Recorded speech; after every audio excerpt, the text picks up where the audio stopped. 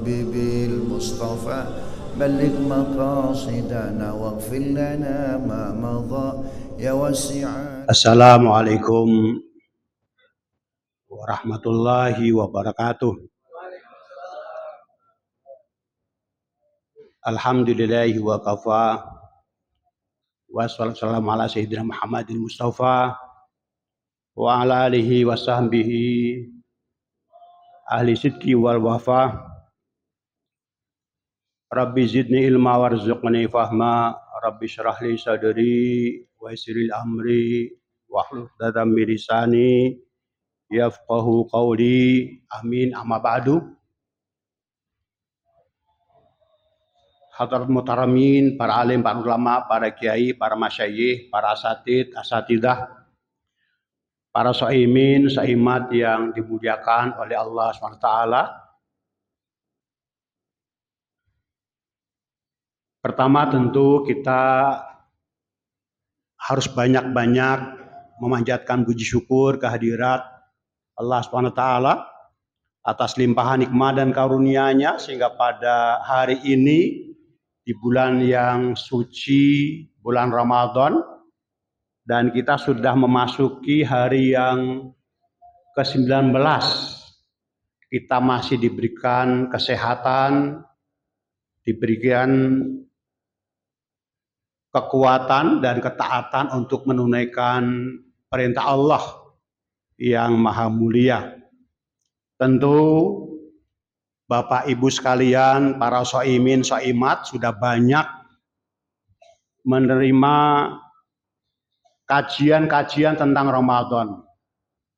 Dan saya kira semakin banyak kita terima, semakin banyak kita dengarkan, itu akan semakin memperkaya kita, yang nantinya tentu akan lebih meningkatkan, menebalkan rasa keimanan, keislaman, dan ihsan kita kepada Allah Subhanahu wa Ta'ala.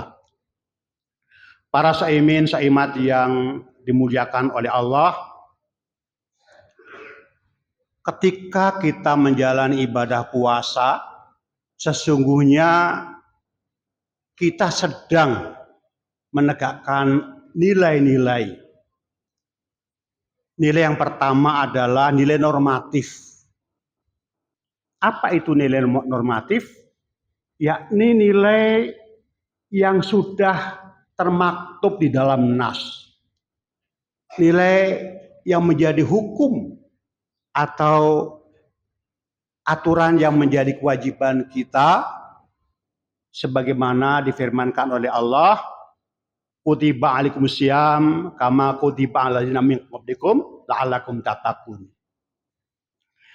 Jadi ketika kita berpuasa, itu sesungguhnya kita sedang menunaikan kewajiban agama kita. Kita melaksanakan perintah-perintah agama. Yang kedua adalah nilai purifikatif. Puasa itu tidak hanya sekedar mengandung nilai normatif atau kewajiban semata, tetapi juga puasa itu mengandung nilai purifikasi, yang artinya puasa adalah sebuah proses pembersihan diri, pensucian diri. Karena itulah tujuan kita berpuasa adalah la'allakum tattaqun. Ada puncak dari tujuan utama kita berpuasa adalah untuk mencapai derajat takwa. Kita tahu bahwa orang yang bertakwa itu pasti bersih hatinya, bersih dari penyakit-penyakit, kotoran-kotoran yang melekat dalam hatinya. Jadi orang yang berpuasa sesungguhnya dia melakukan proses pembersihan diri, proses pensucian diri dari penyakit-penyakit, utamanya adalah penyakit hati. Itulah yang disebut dengan proses purifikasi. Yang ketiga, puasa juga mengandung nilai preventif.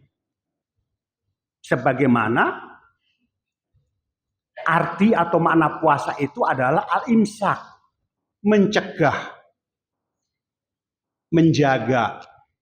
Untuk apa? Agar kita bisa mengendalikan diri dari hal-hal yang bisa membatalkan puasa. Kita hidup itu kan 12 bulan. Ibaratnya 11 bulan itu kita boleh melakukan apa saja, tentunya sesuai dengan syariat.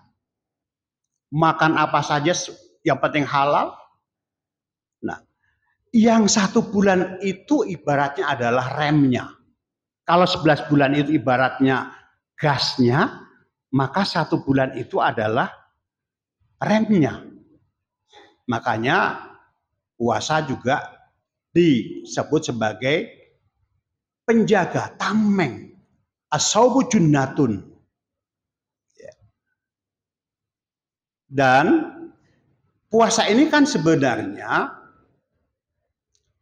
itu juga tidak hanya dilakukan pada saat bulan puasa. Rasul menganjurkan bagi para pemuda-pemuda yang sudah mencapai kemampuan itu harus menikah.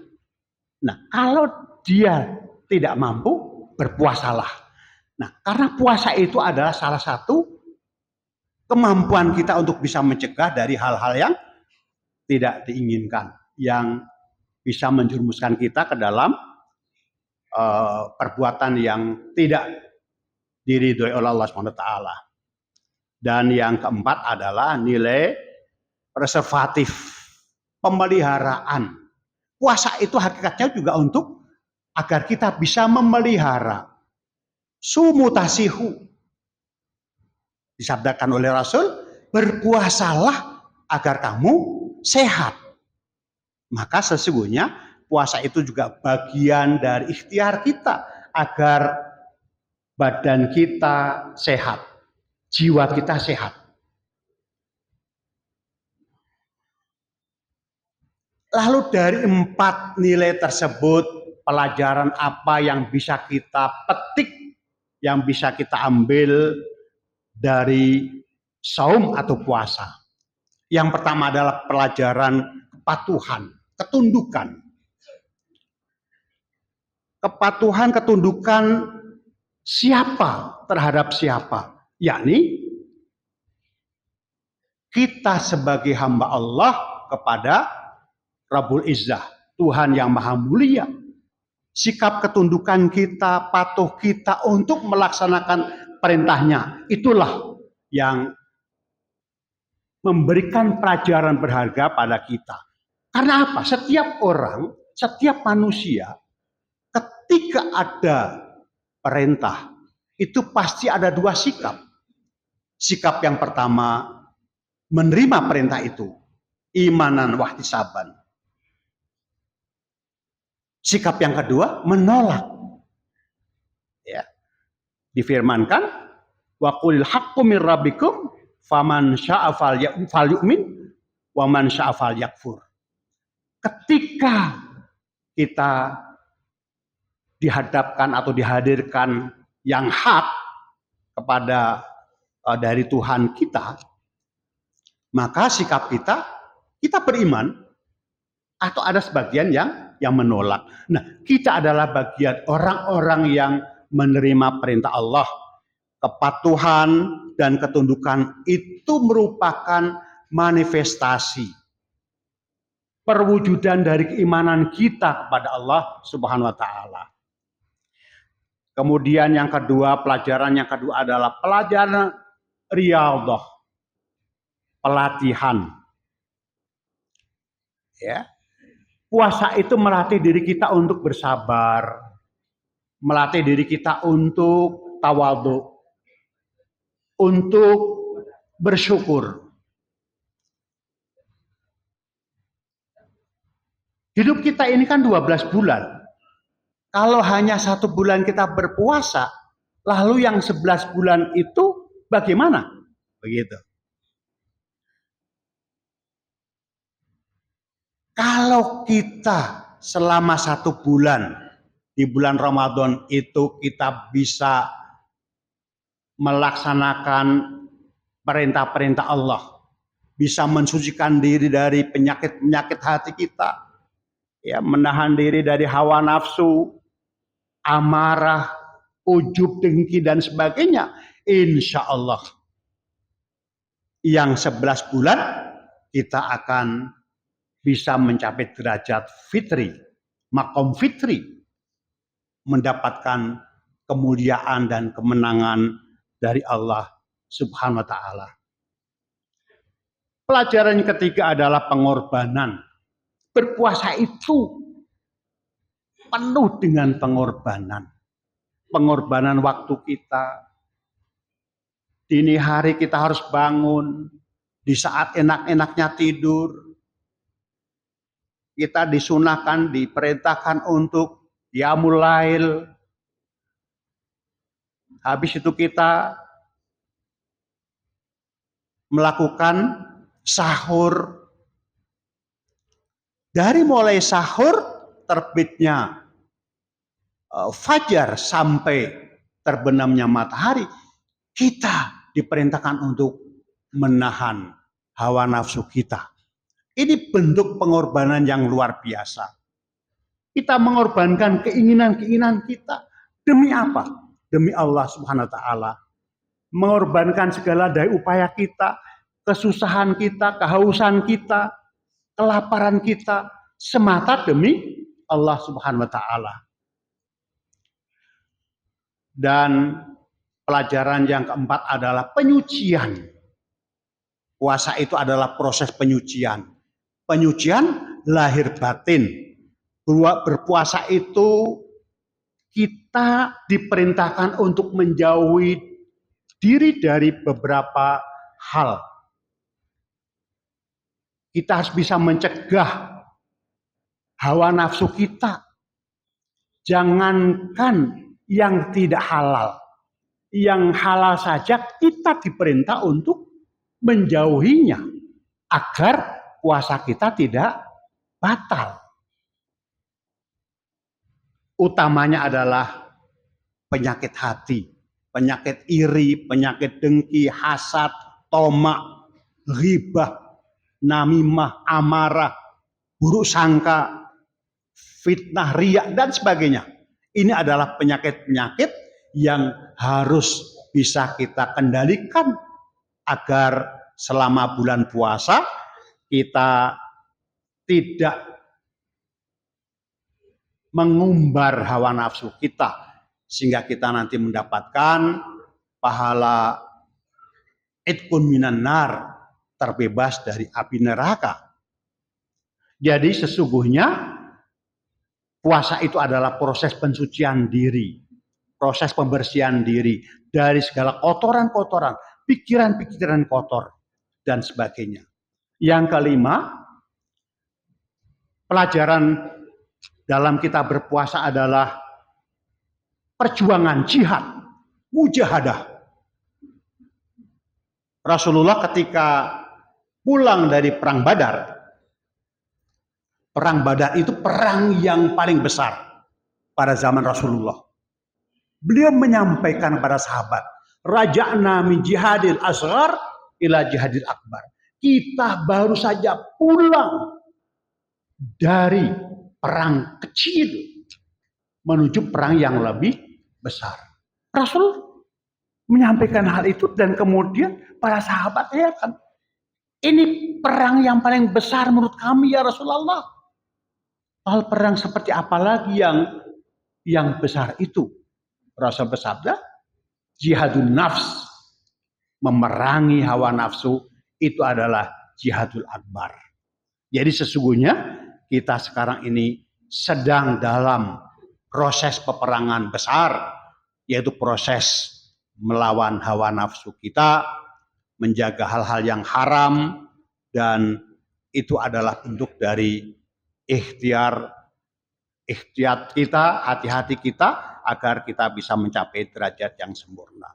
Yang keenam adalah pelajaran keikhlasan. Puasa memberi pelajaran yang ikhlas.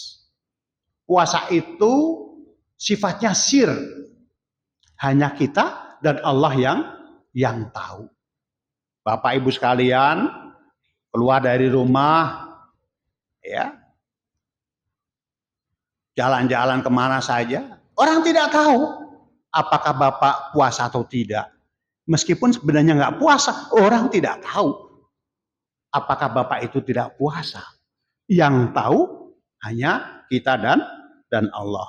Sehingga ketika kita berpuasa harus benar-benar ikhlas. Kita tidak boleh berpura-pura, tidak boleh riya. Puasa kita semata-mata karena Allah Subhanahu wa taala. Karena puasa itu memiliki tingkat keistimewaan di hadapan Allah. Allah berfirman di dalam hadits qudsi, "As-saumu li wa ana ajibihi."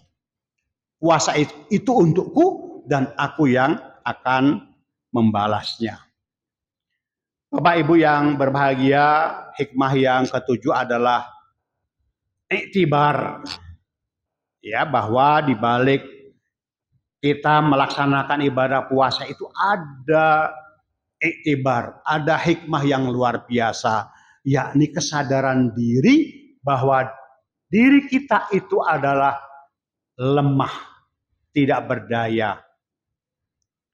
Kita baru sehari tidak makan, sudah lemas. Keterbatasan diri itu akan melahirkan sikap rendah hati. Akan melahirkan empati kepada sesama. Ternyata orang lapar itu tidak enak. Ternyata orang menahan sesuatu itu tidak enak. Kita boleh banyak harta, banyak ilmu, tapi tetap kita tidak berdaya di hadapan Allah Subhanahu wa taala. Bapak Ibu, para shaimin, shaimat yang dirahmati oleh Allah, lalu hikmah yang kita bisa petik dari kita melaksanakan ibadah puasa, baik sifatnya individual maupun jama'i atau dalam kehidupan bermasyarakat.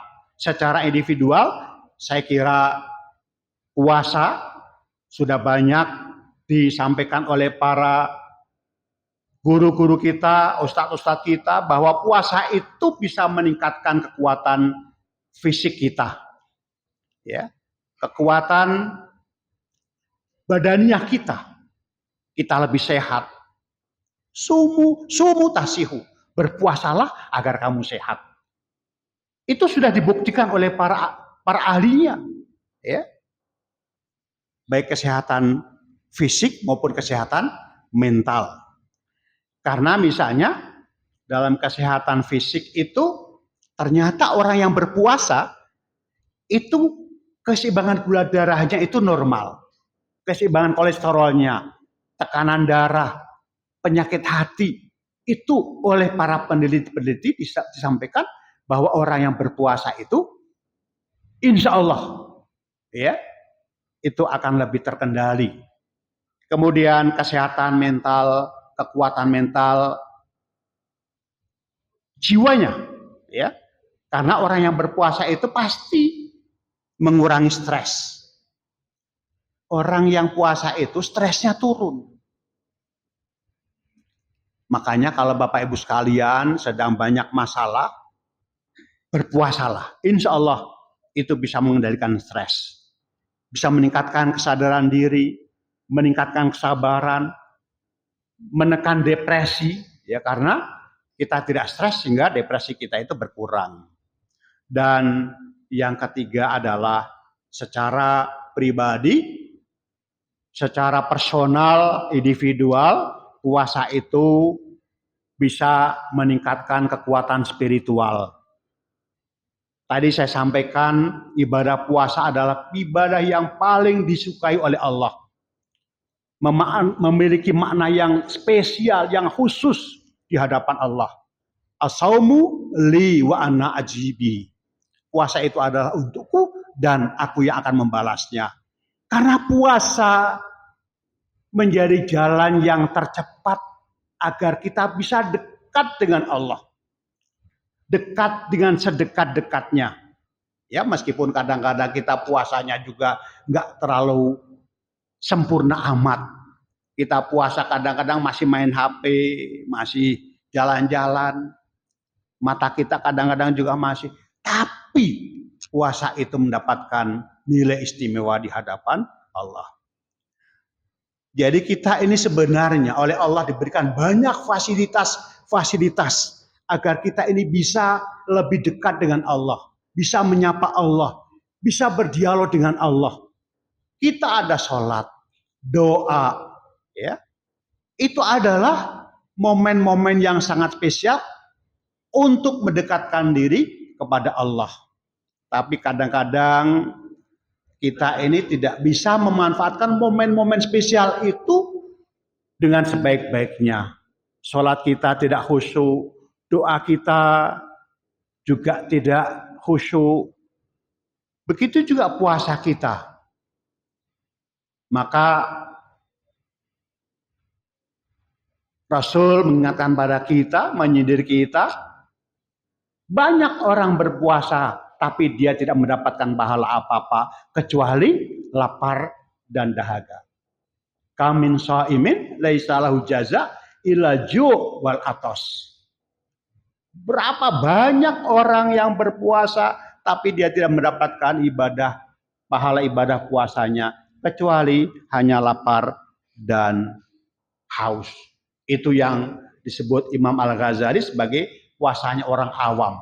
Kita berpuasa hanya menahan lapar dan dahaga. Mata kita, telinga kita, kuping kita, hati kita tidak berpuasa. Tidak berpuasa. Dan yang kedua adalah kesehatan sosial. Saya tadi menyampaikan orang yang berpuasa itu dia menempatkan pada kesadaran yang sangat rendah, kesadaran diri yang lemah. Karena itu, ketika kita pada posisi seperti itu, kita merasa tidak ada bedanya. Tidak kaya, tidak miskin, tidak pejabat, tidak rakyat. Semuanya di hadapan Allah adalah setara, sama. Dengan demikian kita muncul rasa empati, rasa kasih sayang, rasa peduli dengan sesama. Para shaimin, shaimat rahimakumullah. Sebagai kesimpulan yang bisa kami sampaikan bahwa hakikat kita melaksanakan ibadah puasa itu yang pertama adalah kita memilih kehendak Allah dibandingkan kita mengedepankan ego pribadi. Ketika Allah memerintahkan kita berpuasa, kita langsung taat dan tunduk patuh kepada Allah. Itu artinya apa? Kita memilih kehendak Allah. Tidak mengedepankan ego pribadi. Padahal kalau boleh memilih, kita lebih senang tidak puasa. Puasa itu berat. Puasa itu lelah. Puasa itu lapar. Tapi kita memilih tunduk dan patuh kepada Allah. Kalau ada orang mengatakan puasa itu enak, nikmat, itu Masya Allah, itu sudah pada makom yang luar biasa. Kita ini mohon maaf, puasa kita ini masih tergolong ya mudah-mudahan menengah. Ya. Sehingga meskipun berat tapi kita melaksanakan itu merupakan bentuk ketaatan kita kepada Allah. Dan itu akan dicatat sebagai amal ibadah. Yang kedua, kita memilih kehadiran Allah dibandingkan kesenangan sendiri. Kita merasa ketika puasa Allah hadir bersama-sama dengan kita. Kita merasa tenang, kita merasa ada rasa syukur yang luar biasa. Betapa selama ini nikmat karunia Allah yang diberikan kepada kita itu tidak terhingga. Lupa kita syukuri. Baru setelah puasa kita sadar. Disitulah Allah hadir untuk mengingatkan kita bahwa sesungguhnya kita adalah makhluk yang lemah, makhluk yang selama ini tidak pernah mensyukuri nikmat karunia Allah. Dan yang ketiga adalah mengakui bahwa dengan proses merendahkan diri, proses pembelajaran ketundukan kita, pensucian diri kita, sikap tawaduk kita, ya, itu insya Allah kita akan meningkatkan derajat kita, akan meningkatkan kualitas diri kita.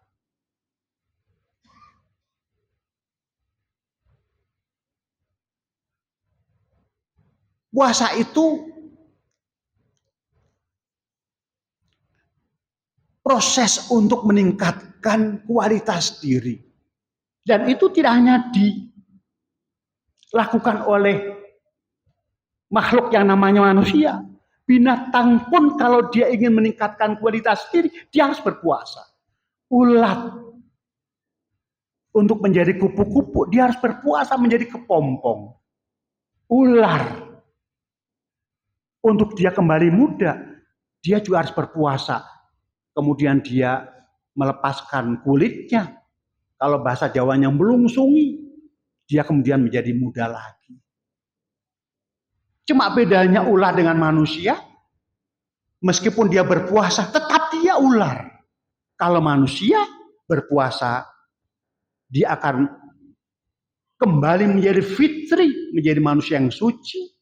Seperti ketika dia dilahirkan oleh ibunya dan dia mendapatkan derajat yang mulia di sisi oleh Allah Subhanahu wa taala, yaitu derajat takwa. Saya kira Bapak Ibu sekalian, kita semuanya tentunya berharap, berdoa mudah-mudahan puasa kita selama di bulan suci Ramadan ini benar-benar puasa yang penuh dengan iman, ihsan, imanan wahtisaban, dan kita mendapatkan pahala keridhaan dari Allah Subhanahu wa taala. Mudah-mudahan kita semuanya selama bulan Ramadan ini bisa terus meningkatkan ibadah kita agar derajat keimanan kita terus bertambah. Demikian kurang lebihnya mohon maaf. Tadi oleh Ustadz Lukman disebutkan kapan Idul Fitri. Kita tunggu saja pemberitahuan dari pemerintah. Insya Allah mudah-mudahan Idul Fitri kali ini kita semuanya bisa berlebaran bersama-sama. Amin Allahumma amin. In uridu ilal islah wa ma taufiq illa billah. Wassalamualaikum warahmatullahi wabarakatuh. Ya Rabbi bil Mustafa balligh maqasidana waghfir lana ma madha ya wasi'al karam.